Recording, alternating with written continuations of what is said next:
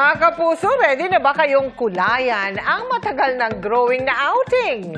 Ngayong tag-init, ipapasyal namin kayo sa mga lugar na hindi lang saya at pahinga ang hatid sa inyong bakasyon, kundi ang pagbabalik tanaw sa aral ng nakaraan. Ang unang destinasyon ng GMA Integrated New Summer Pastyalan, ang dulong hilagang bahagi ng Pilipinas, ang Batanes. Ating pasyalan ang makapigil hiningang ganda at mayamang na kultura ng tinaguriang The Last Frontier of the North. Kasama si Darlene Kai.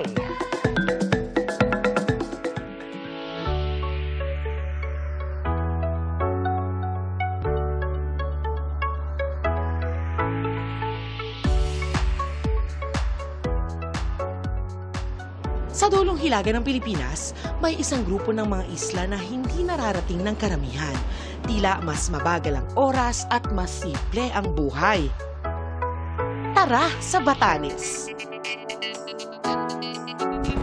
Isang paraiso kung saan nagtatagpo ang langit at dagat at tila walang hanggang mga berdeng burol ang nakapalibot. Alam nyo kung ano man yung nakikita nyo ngayon sa inyong TV screens ay times 10, times 100 pa siguro yung ganda niya sa totoong buhay. Kahit saan ako tumingin, nakamamangha yung tanaw na talagang napakapayapa ng pakiramdam.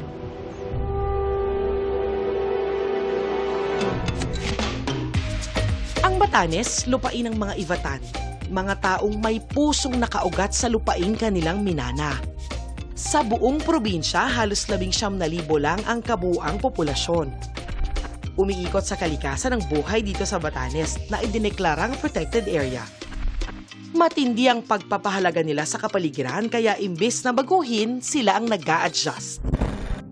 Madalas tamaan ng mga bagyong Batanes kaya pinatatag nila ang kanilang mga tirahan, ang mga tinaguriang stone houses o mga bahay na gawa sa bato. Sumasalamin din ito sa pagiging matatag o resilient ng mga Ivatan na natuto ng mamuhay sa gitna ng mga unos. Mababakas din sa kanilang pagkain ang pagiging matatag at maparaan ng mga Ivatan. Ang tradisyonal nilang pagkaing uvod gawa sa ubod ng saging o yung parte ng puno ng saging na nakabaon sa lupa. Laging kasama ang takot, kasama ang bagyo dahil lagi kami binabagyo. So, when everything is blown down, nothing is left except the tuber. Kinakayod namin yan. We mix it with ground pork and ground fish. And to us, it is already a viand. Pagiging resourceful talaga. Pagiging resourceful ng mga taga-Batanes. Kumanta na. Ubod ng sarap ang ubod. Diyos mamahas. Diyos mamahas. Likas ding matapat at matulungin ang mga Ivatan kaya nga sa probinsya nagsimula ang Honesty Store. Kukuha ka lang ng kahit anong item, ililista mo dito sa notebook na nandito. So, kunyari, ito ay isang muffin worth 30 pesos. Tapos, ihulog mo yung bayad mo dito sa box. At kung meron kang sukli, kukunin mo lang dito. Sa 30 years na to, naranasan nyo na po ba na maloko, na manakawan, makupitan? No, I have never find that type of people. Gumawa rin sila ng sariling kasuotan na bagay sa kanilang kapaligiran. Ito yung vakul, ito yung traditional na headdress ng mga Ivatan women. Kailangan ito kasi mainit ang panahon. Tapos umulan pa yan, mababasa ka. So ito yung may parang sakit. protection Oo, ng protection. sa ulo. Pahirapan ang pagpunta sa Batanes dahil limitado ang flight at mahirap tansyahin ang panahon. Tahimik din sa probinsya. Ang pinaka-adventure ng araw dito ay ang mga palikulikong kalsada. Huwag ka raw umalis ng Batanes nang wala kang picture dito sa iconic na sign na ito. Ang blow your horn sign na nagpapaalala sa mga motorista na bumusina muna sakaling may kasalubong na sasakyan dahil masyadong pakurba yung mga daanan sa bahaging ito ng kalsada. Dagdag na riyan ang mga dambuhalang alon. Itong na-experience natin na matataas na alon, normal ba ito dito? Maliliit pa nga ito comparing doon sa talagang malalaking alon namin dito. Since this portion is actually a place where the two large bodies of water meets, the Pacific Ocean and then the West Philippine Sea. So these are actually the main reasons kung bakit ganito yung itsura ng bangka natin. So nakayuhal lang talaga, wala silang cutting. Kahit marami ng turista ang nagpupunta sa Batanes, hindi ito commercialized tulad ng ibang tourist destinations. Ayaw po ng gobyerno namin magtayo dito ng mga fast food sa mall kasi additional po na mga dagdag basura sa amin, mga lugar. Tapos para po makita yung mga locals po dito, gusto namin maiwan, ma-maintain yung ganitong kultura namin sa Batanes. What should always prevail over our pursuit of development in any community, and including Batanes, is the welfare of the local community. At the end of the day, we yield to the culture and the way of life of the people here. Ang pinakamahalagang bagay talaga sa buhay nasa simpleng mga bagay, no? Tulad na lang dito sa mga taga-Batanes, hindi nila kailangan ng magarbong pamumuhay. Ang importante sa kanila ay yung kanilang tradisyon at yung aral ng kanilang mga ninuno. Dahil sa pag-usad, di naman kailangan kalimutan yung nakaraan. Ang Batanes, hindi lang makapigil hininga sa ganda. Silip din ito sa nakalipas at magandang ehemplo sa tinatahak na bukas. Kaya tara't balikan ang nakaraan at silipin ang kasaysayan. Darlene Kai para sa Balikbayan, the GMA Integrated New Summer Pasyalan. Nakatutok 24 oras.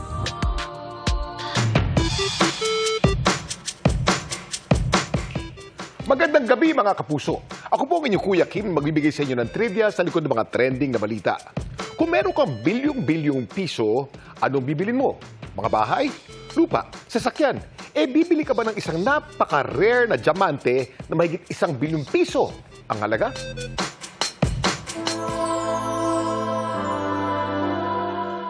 Tiyak kikilang ang iyong mga mata sa nakadisplay na exhibit na to sa Abu Dhabi sa UAE.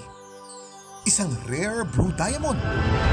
Ang Mediterranean Blue, nagawa mula sa isang 31.94 karat rough diamond na nadiskubre sa Cullinan Mine sa South Africa noong 2023. Nagkakalaga ng $20 million or 1.15 billion pesos. I repeat, 1.15 billion pesos. Blue diamonds are amongst the rarest diamonds in the world.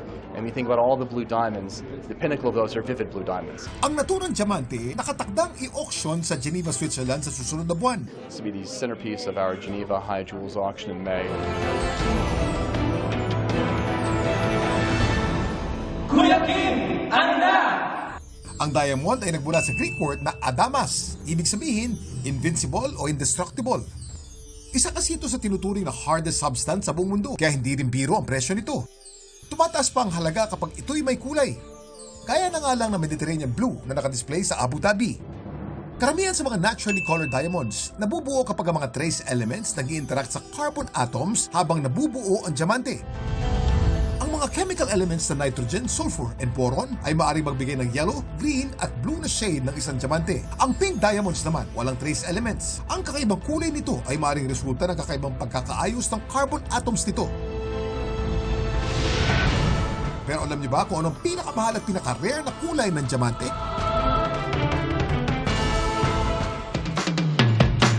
Ang red diamond ang tinuturing na rarest diamond sa buong mundo. Tinatayang nasa 20 hanggang 30 na red diamond pa lang ang nadidiskubre. Kada karat nito, maaaring umabot ng $1 million ang presyo. Ang pinakamalaking red diamond na nasubasta, tumitimbang ng 5.11 carats at nagkakalaga ng $8 million o mahigit 458 million pesos. Samantala, para malaman ang trivia sa likod ng viral na balita, i-post o i-comment lang #Kuya Kim. Ano na? Laging tandaan, kimportante ang may alam. Ako po si Kuya Kim at sagot ko kayo 24 oras. Mabilis na chikahan tayo para updated sa showbiz happenings. Heart Evangelista is in her sporty era. Sa kanyang TikTok post, ipinakita ni Heart ang ilang videos habang naglalaro ng racket sport na pickleball. Siyempre, kailangan in style pa rin kahit nasa court. Biro nga niya, if you cannot perform, Japorm! Prinsesa ng City Jail star Sofia Pablo just turned 19. Gorgeous and stunning si Sofia, suot ang white feathery gown at fiery red mini dress sa kanyang birthday photoshoot. Nakatanggap din siya ng greetings from fans and loved ones. Happy birthday, Sophia! Sobrang reyna! Ngayong nasa top 4 spot na ng Spotify's Viral Songs Philippines list ang debut single ni Miss Universe Philippines 2023 at Sparkle Star, Michelle D. Keep slaying, Queen! Nauwi sa pagkabisto ng isang umano'y love scam hub sa Makati ang sumbong ng isang Chinese na ginugulpi siya. Ang iba pang inabutan sa operasyon sa pagtutok ni John Consulta. Exclusive! Pagdating ng mga operatiba sa 10th floor ng isang gusali sa Makati. Tumakbo papasok ang mga ahente ng BI Fugitive Search Unit at CIDG NCR. Pero laking gulat ng raiding team sa sunod na nangyari. Kitang-kita sa video ang foreign nationals na karamihan ay mga Chinese na nagtakbuhan papunta sa mga fire exit para makatakas. Ang ilan sa mga ahente nasugatan sa pagtakas ng mga dayuhan. Pero pagdating sa 5th floor parking, nahuli rin ang mga dayuhan bago pa nakasakay sa kanilang mga sasakyan. Sa ikawalong palapag, nahuli naman ng ilang Chinese nationals na nagtatago sa mga bakanting opisina, kabilang ang umano'y babaeng big boss ng Pogo Hub. Matapos nga ng napakalayong habulan, eto na nga mga kapuso, nahuli din yung mga nagtangkang tumakas sa mga Chinese nationals at hawak na sila ngayon ng kustodiya ng CIDG at ng BI Fugitive Search Unit at sa ngayon ay sasailalim na sila sa proseso para makilala ang kanilang identity. Nag-umpisa ito sa pakikipag-ugnayan natin sa CIDG NCR kung saan nakatanggap sila ng mensahe mula sa isang Chinese na nagpapatulong na i-rescue siya dahil sinasabi na kinukulong sila dito at sinasaktan at pinipilit na magtrabaho sa isang illegal na pogo operation. So, Ikinasa ang operasyon para sagipin ang isang Chinese national na ginugulpi raw ng ilang pogo boss. Ipinakita pa niya ang mga sugat at pasa na kanyang tinamo sa pananakit sa kanya. Sir, I cannot move. You cannot move? Okay. When did they hurt you? Half hour ago. Half hour ago? When they're inside, when the medium is not here, when you're not inside, they start punching. They were punching you when we arrived? Yeah. Tumambad din sa mga operatiba ang workstations ng mga nasa umano'y love scam Pogo Hub na umaandar pa. Meron ding ibang nationalities na nasa scam hub. Ang isa nakausap namin na Malaysian, 3 araw pa lang daw nagkatrabaho sa Pogo para sa sahod na 60,000 pesos. sa ngayon, ongoing pa lang yung documentation natin. Alamin natin kung may mga kaso na sila dito sa atin. At yung mga walang kaso ay agad natin din ipapadeport. Sinusubukan pa namin makuna ng pahayag ang Uri Pogo Boss sa sumbong ng pananakit at sa illegal Pogo operations. Para sa GMA Integrated News, John Consulta, nakatutok, 24 oras. Na-divert sa Haneda Airport sa Japan ang isang flight ng Philippine Airlines na biyaheng Los Angeles sa Amerika. Kabilang sa mga apektadong pasahero ang stand-up comedian na si Jokoy na nagbigay ng update sa social media sa kalagayan nila ng kanyang pamilya. Ayon kay Transportation Secretary Vince Dizon, nag-emergency landing ang eroplano dahil nagkaroon ng usok sa loob ng cabin. Pinagpapaliwanag niya ang airline kaugnay sa diverted flight at pinaiimbestigahan niya rin ito sa Civil Aviation Authority of the Philippines. Kinumpirma naman ng Philippine Airlines ang insidente sa inilabas nitong pahayag. Batay sa initial findings, umusok ang isa sa mga air conditioning units ng eroplano. Ayon sa PAL, ligtas sa mahigit 300 pasahero at nakikipag-ugnayan na sila sa mga otoridad, pati na sa local airport authorities sa Haneda. Walang tanim bala sa paliparan sa bansa. Yan ang iginiit ng Office for Transport Security sa Senado. Kaugnay ng mga pasaherong nakuhanan ng bala sa bagahe. Nakatutok si Ian Cruz. Sa pagdinig kanina ng Senate Committee on Public Services, iginit ang kinatawan ng Office for Transport Security o OTS na walang tanim bala na nagaganap sa paliparan. There's no point or there's no instances that you can really put this bala as alleged to their belongings. The real fact is that people, really, especially Filipinos, as we speak, maybe there are again reports of interception brought by these passengers. Sakali mang mayroong ma-detect na kahina-hinalang bagay sa bagahe ng pasahero, may maingat na proseso raw sila para i-check ito.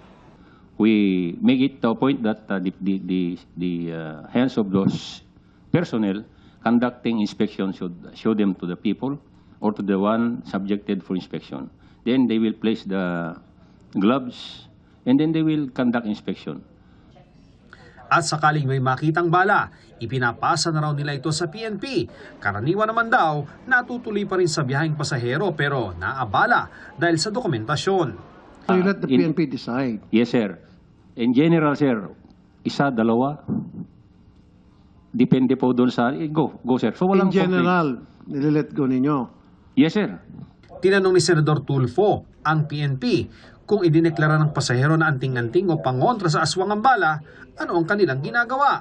You are correct, sir, that Filipinos believe in amulet. Every day, sir, to tell you, passengers carry with them either slug or a part of the ammunition, or their either one round. So what we do there, sir, is we profile the person. Okay. Especially if this is not a threat to civil aviation.